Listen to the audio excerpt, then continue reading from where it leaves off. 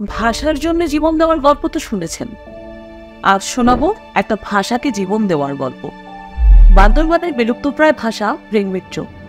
মাত্র 6 জন ষাটোর্ধ ব্যক্তি এই ভাষায় কথা বলতে পারেন। নতুন প্রজন্মকে ভাষাটি শেখানোর কাজ করছেন সিংরামরো। আন্তর্জাতিক মাতৃভাষা দিবসে এই ভাষার লড়াইয়ের গল্প আমরা জানাতে চেয়েছি পুরো বিশ্বকে। সিংরামরো ও রেংমিট্য গবেষক ইয়াংয়ান মোর সহায়তায় তৈরি এই গল্পের মূল উদ্দেশ্য ছিল 3টি। বিলুপ্তপ্রায় ভাষা নিয়ে সচেতনতা তৈরি করা, রোজ জনগোষ্ঠীর জন্য রেংমিট্য শেখার সুযোগ সৃষ্টি করতে যথাযথ প্রতিষ্ঠানের দৃষ্টি আকর্ষণ করা এবং প্রত্যন্ত এলাকায় রবি সুপারনেটের সাহায্যে মাত্র একজন ব্যক্তি কিভাবে মাতৃভাষার লড়াই চালিয়ে যাচ্ছেন তা তুলে ধরা। এই অভিযানে যারা অভিনয় করেছেন তারা কেউই পেশাদার অভিনেতা নন। মায়ের ভাষা বাঁচানোর যুদ্ধে সামিল হতেই তারা ক্যামেরার সামনে নিজেদের পুরোটা দিয়েছেন।